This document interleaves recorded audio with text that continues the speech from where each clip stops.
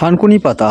থানকুনি পাতা এমন একটি পাতা যেটা হচ্ছে কি মানুষের এবং পাখিদের পেটের সমস্যা দূর করতে কিন্তু খুবই কার্যকারী।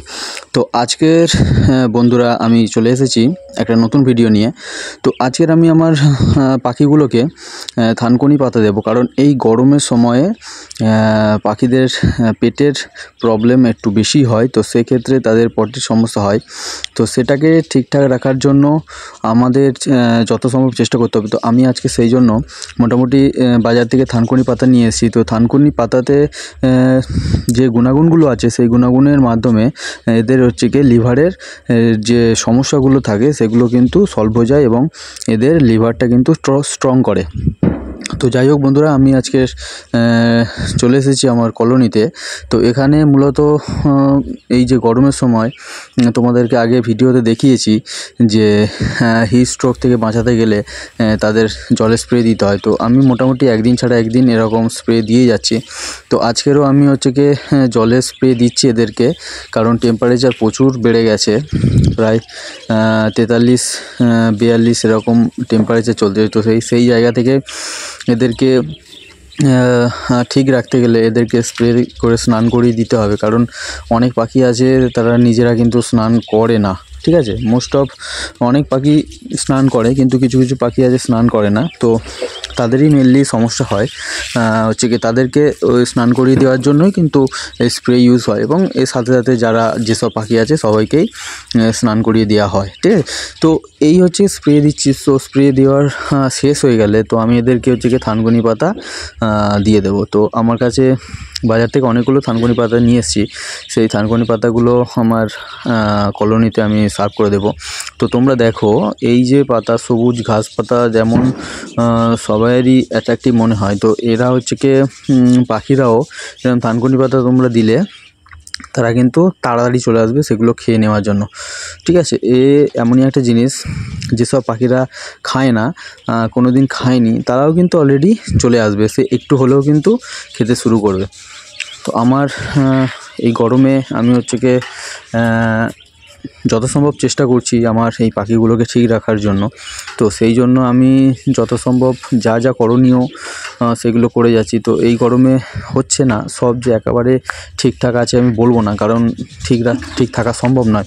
ঠিক আছে, তো তার মধ্যে যতটুকু মানে ঠিক রাখা যায়, যতটা সম্ভব ঠিক রাখা যায় সেটা আমি চেষ্টা করছি। তো এইখানটায় এই কলোনিতে আমি হচ্ছে কি দিয়ে দিলাম। তো আরেকটা কলোনি আছে, সেখানটায় আমি যাব, সেখানটায় গিয়ে দেখো তোমরা অবশ্যই এদের কন্ডিশন দেখো, এরা হাঁপাচ্ছে, তো এদেরকেও আগে স্প্রেটা দিয়ে দিই। তো তোমরা একটা জিনিস খেয়াল করো, এই যে স্প্রে দিচ্ছি এরা কিন্তু পালিয়ে যাচ্ছে, তোমরা ভাববে না যে আমি জোর করে দিচ্ছি, এরা কিন্তু অলরেডি নিচ্ছে। এবারে হ্যাঁ, একটা স্বাভাবিক, এরা ছোট পাখি, মানে মানুষের থেকে তো অবশ্যই এদের স্ট্রেংথ কম। তো সেই জায়গা থেকে তোমার মুখে যদি স্প্রে দেওয়া হয় তোমার কষ্ট হবে দম নিতে। তো সেক্ষেত্রে এদেরও গায়ের কাছে যখন স্প্রে দিচ্ছি তখন কিন্তু হয়তো এদেরও সমস্যা হচ্ছে, সেই কারণে এরা উড়ে যাচ্ছে, কিন্তু এদের কিন্তু স্প্রেটা নিতে চাইছে। ঠিক আছে, স্প্রেটা নিচ্ছে এরা। তো সেই জায়গা থেকে তোমরা খেয়াল করো।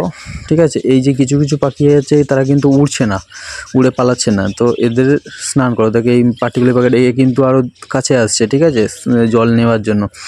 তো এই রকমভাবে স্প্রে করতে হবে, স্প্রে না করলে কিন্তু এই গরমের সময় সব পাখি কিন্তু স্নান করানো যাবে না। তাদের হয়তো অনেকে আছে বড় থালায় করে জল দিয়ে তাদেরকে স্নান করিয়ে দেবে।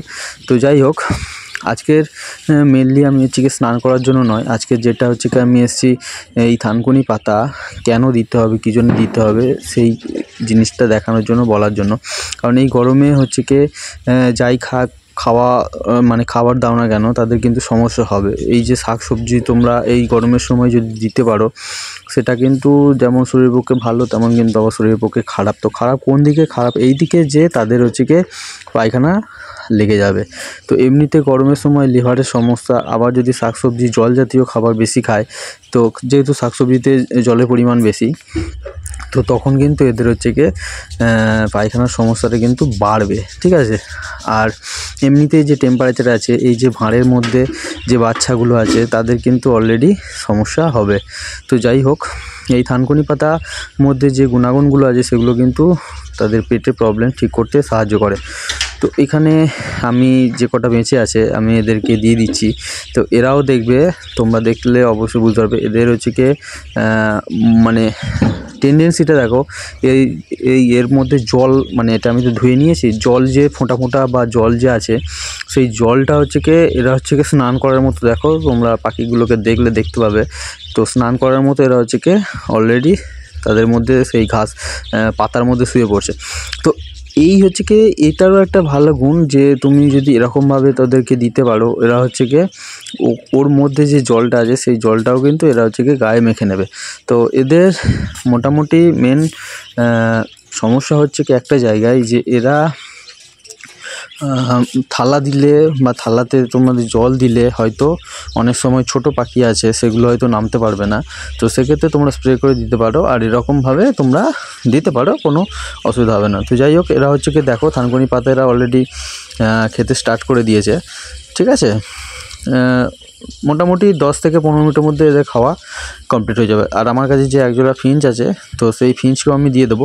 তো এখানে বাঁকা ঠোঁট আর সোজা ঠোঁট যে দু রকম পাখি আছে, কারণ এই বদ্রি পাখি বা টিয়া পাখি বা লাভবার্ড পাখি, ককটেল পাখি, এদের ঠোঁটগুলো দেখবে বেঁকানো ঠোঁট। আর এই ফিঞ্চ জাতীয় পাখি, জেব্রা ফিঞ্চ আছে, স্টার ফিঞ্চ আছে, মানে ফিঞ্চের যে প্রজাতিগুলো আছে, তারপর জাবা পাখিগুলো আছে, এদের কিন্তু সোজা ঠোঁট, এটা কিন্তু বাঁকা ঠোঁট নয়। তো সেক্ষেত্রে এদের সমস্যা হয় খেতে, তবু আমি দিয়েছি। তো যাই হোক, এরা থানকুনি পাতা খেয়ে নেবে, একটু হলেও খেয়ে নেবে, তাহলে তাদের সমস্যা অনেকটা সমাধান হয়ে যাবে। তো যাই হোক বন্ধুরা, তোমরা ভিডিওটা পুরো দেখলে, তো দেখে তোমাদের কি এক্সপিরিয়েন্স হলো আমার অবশ্যই কমেন্ট করে জানাবে। আর এই ভিডিওগুলো যদি তোমাদের ভালো লাগে অবশ্যই আমার চ্যানেলকে সাবস্ক্রাইব করো এবং পাশে থাকা বেল আইকনে টিপে আমার অল বাটনে করে দিও, যাতে আমি যে কোনো ভিডিও যখন তখন দিই তো তোমাদের কাছে নোটিফিকেশন চলে যাবে। ওকে, থ্যাংক ইউ।